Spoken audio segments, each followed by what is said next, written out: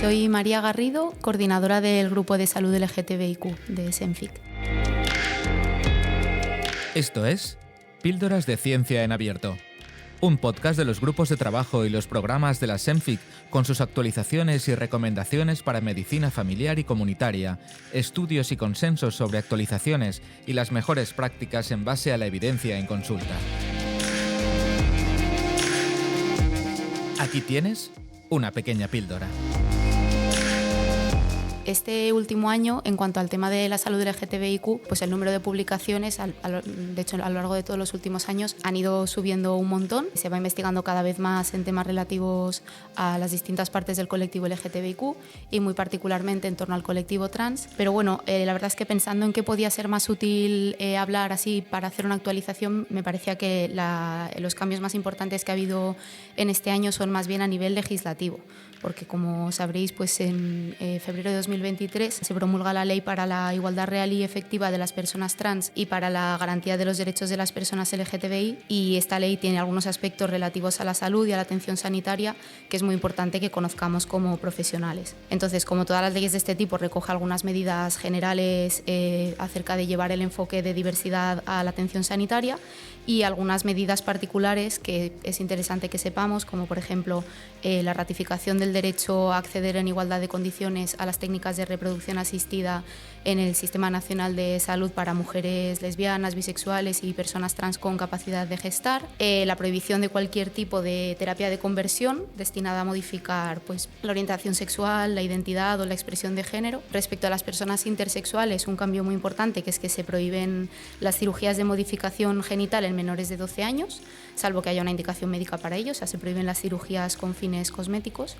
Y luego hay varios cambios muy importantes en cuanto a la atención de la salud de las personas trans. Uno de ellos es que pues, se define un poco en qué términos debe ser esta atención sanitaria, pues hablando de no patologización, autonomía, consentimiento informado, y se habla de proximidad y no segregación, que esto como profesionales de la atención primaria es muy importante que lo tengamos en cuenta, porque esto implica que se establezca que la atención sanitaria debe ser pues eso, próxima a la persona y sin segregación, que es lo contrario a lo que se venía haciendo, ¿no? Que se hacía de forma segregada y centralizada en las unidades de identidad de género, y a medida que se vaya avanzando hacia esa territorialización y no segregación, implicará que, como en el resto de atención al resto de pacientes, la base de esa atención esté establecida en la atención primaria, donde se resuelvan la mayor parte de consultas, se haga el seguimiento más cotidiano y tal,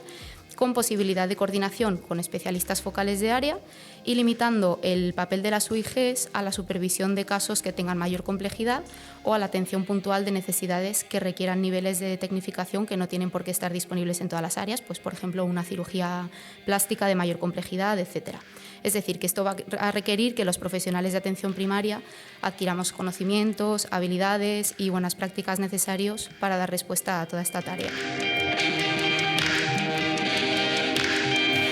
Y además hay un cambio muy importante también en cuanto a las personas trans, que se posibilita el cambio del sexo registrar y el nombre a partir de los 12 años sin requerir un informe médico o psicológico relativo a la identidad,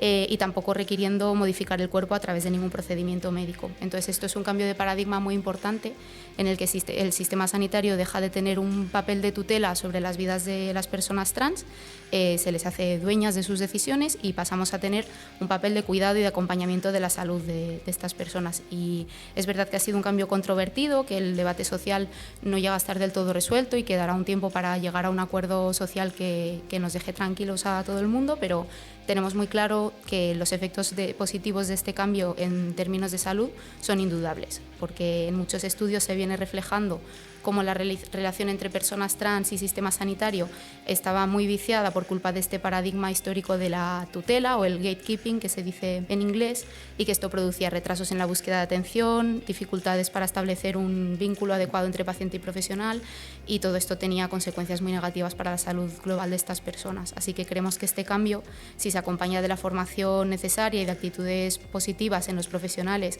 hacia la realidad trans, puede posibilitar una mejor relación con la atención sanitaria y una oportunidad muy clara para mejorar la salud de este colectivo y acercarnos a una situación de mayor equidad con el resto de la población. Píldoras de Ciencia en Abierto es una iniciativa de la Sociedad Española de Medicina de Familia y Comunitaria. La SEMFIC es una sociedad científica de referencia en España implicada en el desarrollo de iniciativas de difusión de la cultura científica en abierto.